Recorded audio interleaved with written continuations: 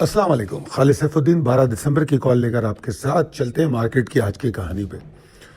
गौर से देखिएगा इस चार्ट को। मैं कुछ बातें ऐसी करने जा रहा हूँ जो आपके लिए परेशानी का सबब भी बन सकती हैं, मगर अगर आप चीज़ों को लेवल्स, ट्रिगर्स और हिकमत अमली के साथ मिला के देखेंगे तो कोई परेशानी की बात नहीं है। ऐसा होता है, मार्केट का नेचुरल बिहेवियर ही ऐसा होता है। मार्केट कोई स्ट्रेट लाइन में ना ऊपर जाती है ना नीचे आती है। मार्केट को समझने की ज़रूरत होती है। मार्केट इशारे देती है, हमको समझने वाला बनना पड़ता है। स्पेकुलेटर अपनी चालें चलते हैं, हमें स्पेकुलेटर का चारा नहीं बनना होता। अगर हम ये सब कुछ कर रहे हैं तो चाहे मार्केट कुछ भी करे, हमको कोई बड़ा लॉस नहीं दे सकती, हमारे प्रॉफिट को कम नहीं कर सकती। तो जनाब, ये आपके सामने चार्ट मौजूद है। सब में पहले तो मैं आपको दाएं जानिब वाला चार्ट है उस पर बात कर लूंगा कि जो दाएं जानिब वाला चार्ट है उसमें मैंने आपको दिखाया है पिछला हिस्टोरिक हाई 3 अक्टूबर का और आज का हाई, नहीं सॉरी, कल का हाई 10 अक्टूबर का। ठीक है, हमने 169,988 का एक हिस्टोरिक हाई बनाया 3 अक्टूबर को। उसके बाद हमें 7 सेशन ऐसे मिले जिन्होंने 12,310 पॉइंट मार्केट को नीचे गिरा दिया। ठीक है जी, हाई बनने के बाद एक फियर ऑफ हाइट जनरेट होती है, लोगों के दिमाग में डेवलप होती है, तो उसका पेशखैमा कई दफ़ा ऐसा होता है और उसके बाद इसका फ़ायदा भी उठाता है, स्पेकुलेटर भी उठाता है। हम हाई बनने के साथ ही और हाई बनने से पहले, यानी कि जिस दिन हाई बना है, अगर 10 तारीख को की जो कॉल आपको दी गई, जो कि 9 तारीख की रात को दी गई है, उसमें इतना एम्फेसाइज किया मैंने ट्रेलिंग स्टॉप लॉस पे, इतना एम्फेसाइज किया। हालांकि मैं कह रहा था कि आज हम हिस्टोरिक हाई बनाने जा रहे हैं, मगर उसके बावजूद मैं निकलने की बात कर रहा था। उसकी वजह यही थी। अच्छा, खैर, anyways, coming back to the 10 December historic high बना। अब हिस्टोरिक हाई बनने के बाद हालांकि मार्केट में बड़ी पॉजिटिव डेवलपमेंट्स भी हैं हमारे पास, जो मैंने आज सुबह सुबह भी आपको अपडेट किया था कि कुछ चीज़ें ऐसी हैं जो पाकिस्तान के डिफेंस माइट में इजाफा कर रही हैं और बहुत सारी अच्छी चीज़ें हैं। मगर बहुत ग्राउंड रियलिटीज़ में भी कुछ मासेस के लिए कुछ अच्छी खबरें नहीं भी हैं, या उनको ट्रिकल डाउन इफेक्ट उसका नहीं मिल रहा। ये बातें मैंने आपके सुबह, मेरे ख्याल में जब मार्केट खुली है या खुलने से पहले मैं कर चुका हूँ। ठीक है जी, तो उसको दोहराने की ज़रूरत नहीं है। तो अगर आप देखें तो मार्केट में नीचे आने का तस्करा कल की वीडियो में मौजूद था कि यार मार्केट जो है हाई से एग्जॉस्ट होकर बंद हुई है, तो मार्केट में एक डाउन साइड आएगा। मगर वो परेशानी की बात इसलिए नहीं है कि अभी ट्रेंड में तब्दीली नहीं आई। ठीक है, तो मार्केट के पास एक सपोर्टिंग रेंज है और उसको ऑनर करना चाहिए, जो कि अब तक हुई है। और शॉर्ट टर्म वेव के हवाले से ये कहा था कि देखो यार, 170, 260, 245 के ऊपर गए बगैर मार्केट में कुछ होने वाला नहीं है, बुल्स कम बैक तो नहीं हो रहा। और आज हमने मार्केट का हाई उसी के पास देखा। मार्केट ऊपर जाती है, वहां पर खुलती है और फिर नीचे आ जाती है, तो मेरे लिए कोई सरप्राइज नहीं था। ठीक है ना, और फिर मार्केट 2123 पॉइंट नीचे आती है नए हिस्टोरिक हाई से। ठीक है जी, जो 170, 245, 260 का लेवल था वो प्रूफ करता है, और जो माइल्ड एग्जॉस्शन की बात थी वो पूरा दिन साबित करती है। 400 पॉइंट की जो गिरावट है वो हम पूरा दिन देखते रहे, 400, 450, 350, ये हम पूरा दिन देखते रहे।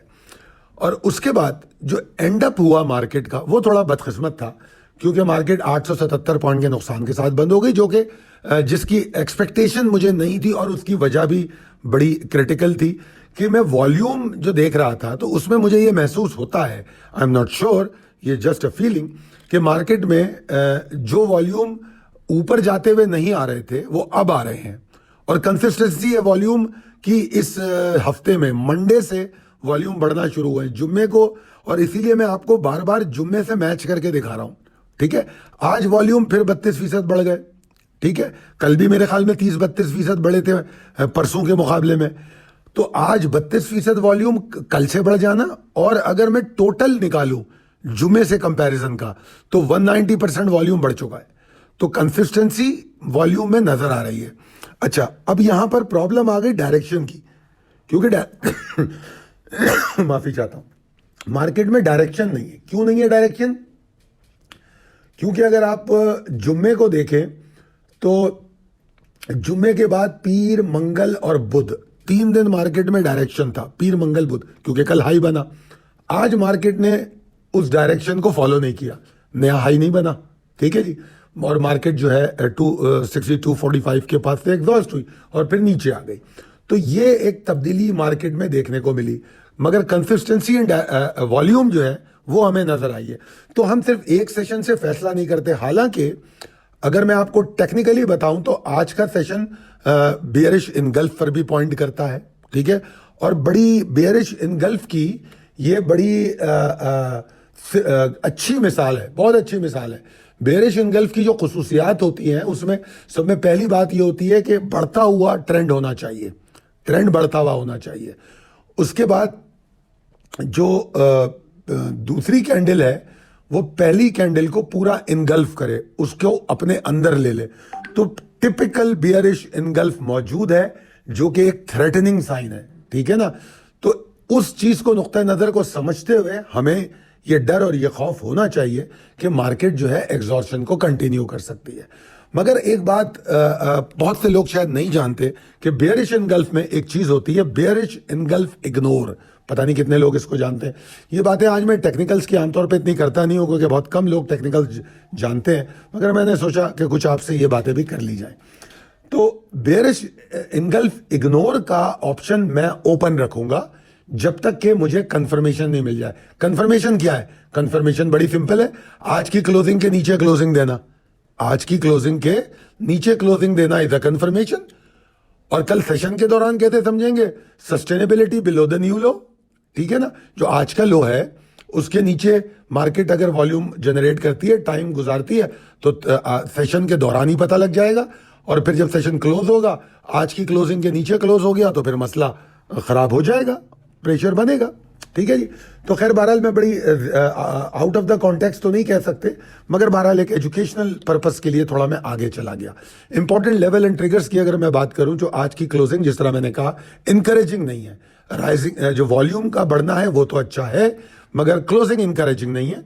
तो ऐसे में इमोशन नहीं, ट्रिगर्स को फॉलो करेंगे, शॉर्ट वेव को समझेंगे कि क्योंकि यही शॉर्ट वेव्स जो हैं आगे जाके बेयरिश इनगल्फ को इस्टेब्लिश भी करेंगी और कंफर्म भी करेंगी। तो अगर शॉर्ट वेव को समझोगे तो फिर कंफर्मेशन को भी समझ पाओगे। मार्केट के पास नीचे जाने के बहुत चांसेस मौजूद हैं, ठीक है ना। पहला घंटा जो है वो मार्केट नीचे हो सकती है, जो कि परेशानी की बात नहीं होगी जब तक कि मार्केट 167,845 को ऑनर कर रही है। अगर तो मार्केट 167,845 तक जंप कर लेती है और उसमें लो 167,698 का भी बन जाए तो मुझे कोई फिक्र नहीं है। फिक्र वहां से शुरू होती है कि 167,698 को ऑनर ना कर सके, क्योंकि कल की वीडियो में भी इस एरिया को मैंने यही करार दिया था। तो इस बात को समझने की जरूरत है, ठीक है जी। फिर मैंने बुलिश रेस्क्यू लेवल बताया। बुलिश रेस्क्यू लेवल क्या है कि कम से कम जो बुल्स कम बैक है अब वो 169,525 के ऊपर है। जो कल 170, 240, 260 के ऊपर था वो अब 169,525 के ऊपर है। और अगर मार्केट ऊपर जाती भी है, कोई हाइपर बिगनिंग भी ले लेती है, तो 168,855 को अगर और 168,915 का जो लेवल दिखाया है, अगर उसके ऊपर ऑनर नहीं कर रही तो इस पे शक करो, इस पे शक करो कि ये दोबारा नीचे गिर जाएगी, ठीक है जी। तो अगर इन चीजों को समझते हुए ट्रेड करोगे तो बड़ी अच्छी ट्रेडिंग होगी। और आज के ट्रेडिंग फलसफे पे मैं ये कह रहा हूं कि जो मार्केट है वो जरूरी नहीं है कि हाई बनने से कोई फियर आ जाना चाहिए या हाई बनने के बाद मार्केट को गिर जाना चाहिए, ऐसा कुछ नहीं होता। बाजार ऊंचाइयों पर सजा नहीं देता, सजा उस वक्त देता है जब ट्रेडर रिस्क मैनेजमेंट को नजरअंदाज कर दे। क्योंकि मार्केट नया हाई बना है, हालांकि जब टेक्निकली देखा जाए, या बहुत से लोग आपको ये कहते मिलेंगे हिस्टोरिक हाई बन गया, अब तो तबाही मच गई, अब तो ऐसा हो गया। मैं ऐसे कई हिस्टोरिक हाई बता सकता हूं जो हिस्टोरिक हाई बने मगर दैट वाज अ डबल, क्या कहना चाहिए, डबल टॉप, ठीक है ना। तो कई दफा वो डबल टॉप बन गए। तो मार्केट में इतनी सारी मिसालें, इतने सारे एक्सपीरियंसेस हैं कि टेक्निकल एनालिसिस किसी एक एंगल पे की नहीं जा सकती। मेरे ख्याल में वो इंतहाई गलत ख्याल करते हैं जो एक मूविंग एवरेज या कोई एक बात को लेकर टेक्निकल एनालिसिस करे। तो लिहाजा यहां पर मैंने ये समझाने की कोशिश की है कि ना हमें ऊंचाइयों से डरना है ना नीचाइयों से डरना है, रिस्क मैनेजमेंट को हाथ में लेके चलना है कि हमारा रिस्क मैनेजमेंट और शॉर्ट वेव के ट्रिगर्स उनको समझना है। उतार चढ़ाव होता है, उतार चढ़ाव से हमें फायदा उठाना चाहिए, ठीक है ना। और उतार चढ़ाव जिस वक्त होता है उसी वक्त खास तौर पे शॉर्ट टर्म ट्रेडिंग का जबरदस्त फायदा होता है, नंबर एक। नंबर 2, जो मीडियम टर्म और स्विंग ट्रेड करते हैं उनको भी निकल के दोबारा एंटर होने का फायदा मिलता है, ठीक है ना। तो अपना डिसिप्लिन बरकरार रखें, इमोशंस को कंट्रोल करें और रिस्क मैनेजमेंट के साथ चलें। हिकमत अमली रिस्क मैनेजमेंट पे होनी चाहिए, तो फिर मार्केट कुछ नहीं बिगाड़ सकती। बताइएगा आज की वीडियो कैसी लगी, आपके कमेंट का इंतजार करूंगा। और अगर लगता है कि मेरी वीडियोस आपकी ट्रेडिंग में कारआमद होती हैं तो फिर अपने दोस्तों और अहबाब में शेयर कीजिए। बहुत शुक्रिया, अल्लाह हाफिज़।